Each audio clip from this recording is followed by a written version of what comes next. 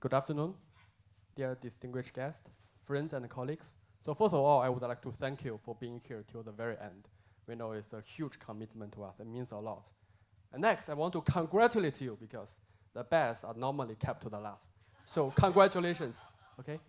So on behalf of the team, so we have Lucas, we have Gus, and we have our engineer and the intern sitting in the crowd. So we are very happy and excited to share with you our dream, Sharpen. So we are a fintech company specializing in providing AI-driven signal to financial institutions like banks, like hedge funds, to help them achieve supreme return. So that is what we do. So I think the team is very competent. Okay, so both me and my partner Lucas are serial entrepreneur prior to this venture. And before that, we work very comfortably in a top-notch company in Singapore with very decent pay. And a few years ago, we decided to quit the job and break into entrepreneurship. So it's a great call because we have a deep passion in technology. Okay, this is why we are here. Our paths crossed when we are pursuing the PhD from Institute of Data Sciences at the NUS. Okay, we also have Jason Zhang, who is a vice president in a very high-profile asset management company in Hong Kong. He is going to be our advisor for strategy development. So, global asset management has a huge market, okay? $80 trillion. How big is that? 4 times of USA GDP. 6% annual growth. Much bigger than the US GDP growth, which means that there's more and more demand, okay? However, there are huge problems. For the last 3 years, only 5% of the company managed to beat the market constantly. In addition, we also see 25% drop in the revenue, which means that 50% of the company, they die, okay?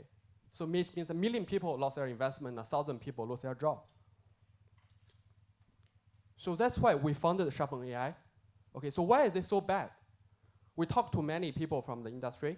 Okay, they tell us it's because the cost is too high.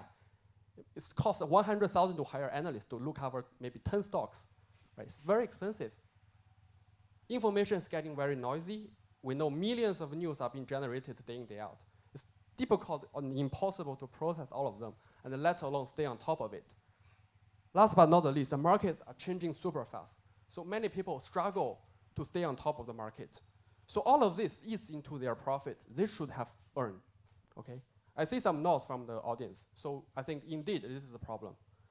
However, as data scientists and the market practitioner, we realize that, hey, huge amount of data are just being so underutilized.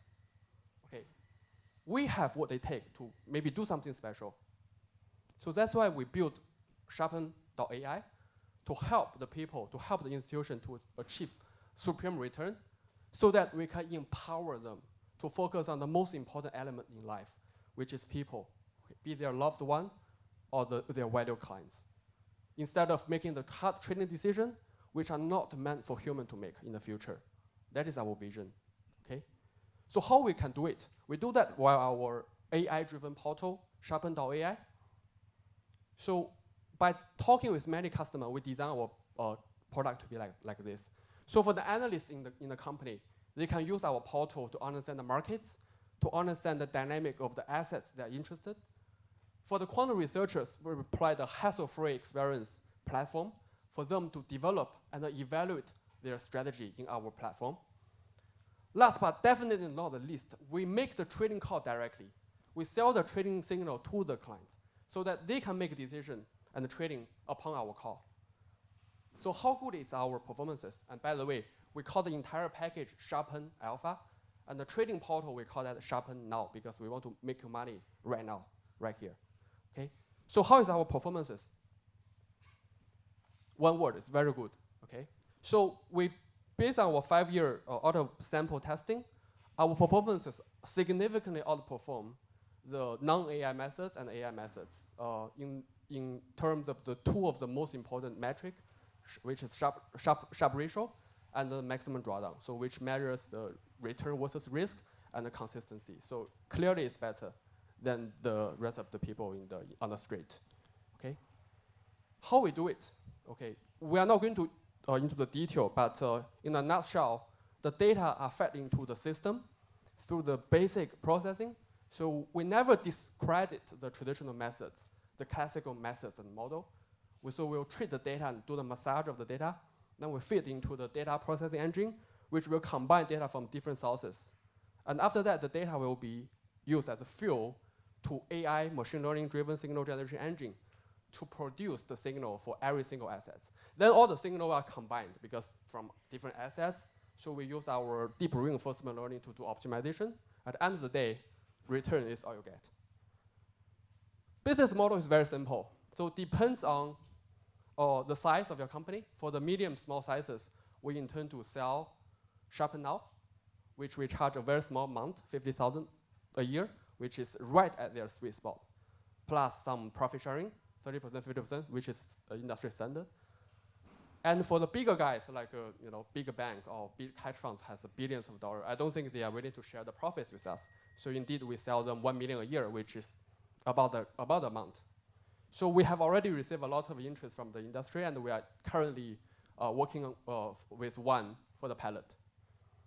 So financial projection, we make some assumption, of course, but I think the message is here. Once we manage to prove the value of the product, the potential is unlimited. The upside is unlimited. Okay, so we are very comfortable. We are very confident in our offering to the extent that we are willing to put our own money in this product. So we are seeking 800,000. Although we have the engine completely in-house, proprietary, already developed, we have the brain in that sense. But we need financial engineer to continue developed into strategy. We need computer engineer to develop the portal. We need business analysts to help us bring us more deals. So the money are going to be spent on in these aspects. In summary, we have all the ingredients to be a successful spin-off. We are working on a very huge market, dealing with a real problem. We are experienced co-founder, and we have demonstrated results, and we have industry connections in Hong Kong, China, Singapore to bring us deals. And above all, we are very serious. We do that as a team. Okay. We're putting a lot of hard work, and we want to pay back all the trust and help we received from the team, from the group, from NUS. We want to make NUS proud, and we want to make everybody proud. So moving forward, we sincerely invite all of you to join us, to be part of us, to be part of our journey, so that we can drive the 0 to 1 process together. So we are Sharpen. Thank you so much for your attention. Have a good Saturday. Thank you.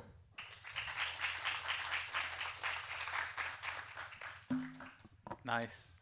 The best is kept to the last. Yes, it is. But wait with your Saturday, huh? We still have a closing address. Oh, yeah. So I have a few questions before, but anyone from the crowd? Yeah? You're talking about sentiments. I mean, a guy like Warren Buffett would not be interested in that. You're talking about market sentiments and so on. So a guy like Warren Buffett and the Buffett wannabes will not be so interested in that. So you're addressing actually traders, short-term, and so on. That's correct, right? Yes, yeah. That's correct. As an estimate, would you know what is the differentiation of these two?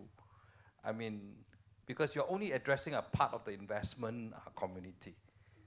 Okay, it's a very good question. So generally speaking, for the people who don't know this field, there are two broad categories in this field. One we call it the fundamentalist. So they essentially look at the value of the assets. So it's the overpriced and they sell on the price they buy. Okay, there's another group who leverage on the volatility of the markets. For example, it doesn't matter the market is going up or going down, so they leverage the information or the ability of processing the information, so they take advantage of that. I think over the years, we see a clear trend that more and more people realize the fundamental trading has a lot of limitation, especially when the market is doing bad, especially in the bear market. Everybody doing very bad, including the best people on the streets. They are doing bad. However, for the quant, they are doing extremely good, regardless of the market condition. Maybe even in the bear market, I think the only difference maybe the cost of hedging is slightly higher. That's all. So we want to position ourselves as a quant side. Because we are data driven, so we don't think we are that good in terms of the financial technology and the knowledge compared to the fundamentalist. So we know what we are good at, and we know this is a promising field. So we want to break into the quant field. So a quick follow-up question then. People who trade on calls and puts, you know about that. You will be into this arena as well. That's the highest volatility. Yeah. Yes. At the stage, at a current moment, we are relatively small, so we want to be very, very extremely focused on a few set of strategy and a few set of assets. But as the time grow, I'm sure that we are going to pivot. We are going to change, and the customer will tell us what they want. So we are not a fund ourselves. We are a service company. So we provide the service to the industry. So in that sense, we do whatever the customer wants. Yeah. Hope that answers your question. Yeah, please. Thank you for the interesting talk. Now that the financial industry already entered the era of most decision, the trade has been triggered and made by computer instead of human. And that led us to the 2008 crisis. So it's not new that computer make decisions, and with all the big data and artificial intelligence. And in this case, it is a big potential, but how would you convince your first customer to start adopting your AI platform compared to the existing big support AI they already have? It's an excellent question. I think there are two aspects I want to address to your question. First of all, the 2008 financial crisis. I think there are many reasons we can attribute to. I think maybe algo trading is one of them, but I think a bigger reason is that it's hugely over leveraged. So it's hugely over leveraged. That's the biggest reason. I think our second question is more relevant to us, which is essentially why are we different, right? So as I shared on the technology pipeline, most of the algo trading, as they claim, they are indeed algo in the sense that they develop a set of a pattern. As long as the pattern condition is met, action is triggered. Okay, so in that sense, they only do the first step. They only stop at the orange line in the slide, if you recall. We can have more discussion over the booth. But for us, we never stop over there. So we continue train and squeeze the juice out of the orange. So we continue use AI to generate more complicated relationship, if I may say so. And also we combine them together with deep reinforcement learning. It's empirical. Maybe we are ahead of what the market has been doing. I think what we are really special. And also the way we do back testing is very rigorous. So thanks to the PhD training in NUS, so we rely on very systematic methods to keep improving the technology. So I can share with you our performance is still getting better month on month. So I think we are so special in that sense. Okay, we can always have more discussion over there, over the booth. Yeah. Yeah. Are you still doing FX trading, or you have moved to other asset class like equities and? Thank you for your question. Forex is the one we work at the first because Forex is very liquid, and also Forex is difficult. So we want to attack the difficult and liquid one, which indeed we have achieved very good performances on Forex. But we also work on commodity and equity in US market and the China market. So we cover Forex, commodity, and equity. So the slide that you showed just now, the Sharpe ratio and everything is meant for equities, not for Forex, right? It's a portfolio. Yeah, it's a portfolio. If I'm not wrong, my partner can correct me. I think majority of them are from, Forex. So we focus on the 7 major currency pair. Yeah, and also a few components from commodity and the China Series A. Yeah, it's a portfolio. All right, thanks. Any more questions before we wrap up?